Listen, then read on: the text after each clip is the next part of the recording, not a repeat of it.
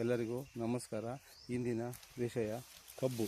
ಈ ಕಬ್ಬಿನ ಒಂದು ಪೀಸನ್ನು ಭೂಮಿಯಲ್ಲಿ ನೆಟ್ಟರೆ ಈ ರೀತಿಯಾಗಿ ಕಬ್ಬು ಬೆಳೆಯುತ್ತದೆ.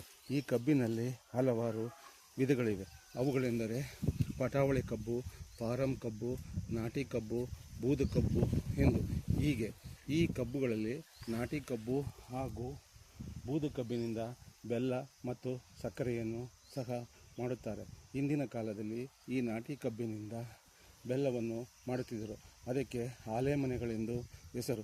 ಆಲೆಮನೆಯಲ್ಲಿ ಹಾಲನ್ನು ಕಬ್ಬಿನಿಂದ ತೆಗೆದು ಕಬ್ಬಿಣದ ಕೊಪ್ಪರೆಗಳಲ್ಲಿ ಹಾಕಿ ಕಾಯಿಸಿ ಅದು ಉಂಡೆಗೆ ಬರುವ ತನಕ ಗೋರೆ ಆಡಿ ಅದರಿಂದ ಪಾಕವನ್ನು ಕೂನಿ ಗುಂಡಿಗಳಲ್ಲಿ ಬಗ್ಗಿಸಿ ಅದನ್ನು ಈಚಲ ಚಾಪೆಯ ಮೇಲೆ ಉಂಡೆಗಳನ್ನಾಗಿ ಮಾಡಿ ಅದರಿಂದ ಬೆಲ್ಲವನ್ನು ಮಾಡುತ್ತಿದ್ದರು.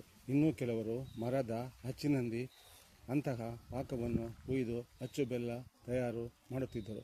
ಇದು ಶುಗರ್ ಇರುವವರೆಗೆ ಬಿಟ್ಟರೆ ಬೇರೆ ಎಲ್ಲರಿಗೂ ಸಹ ಈ ಕಬ್ಬು ತುಂಬ ಆರೋಗ್ಯಕ್ಕೆ ಒಳ್ಳೆಯದು. ಓಕೆ, ಇದು ಹಲ್ಲುಗಳನ್ನು ಶುಚಿ ಮಾಡುತ್ತದೆ.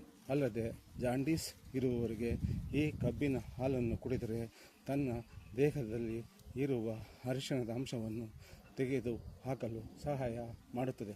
ಓಕೆ, ಈ ರೀತಿಯಾಗಿ ಕಬ್ಬು ಆಯುರ್ವೇದಿಕ್ ಔಷಧಿಗಳಲ್ಲಿ ಒಂದಾಗಿ ಕೆಲಸ ಮಾಡುತ್ತದೆ. ಓಕೆ, ಈ ಮಾಹಿತಿ ನಿಮಗೆ ಇಷ್ಟವಾಗಿದ್ದರೆ ಒಂದು ಲೈಕ್ ಕೊಟ್ಟು ಶೇರ್ ಮಾಡಿ. ಧನ್ಯವಾದಗಳು.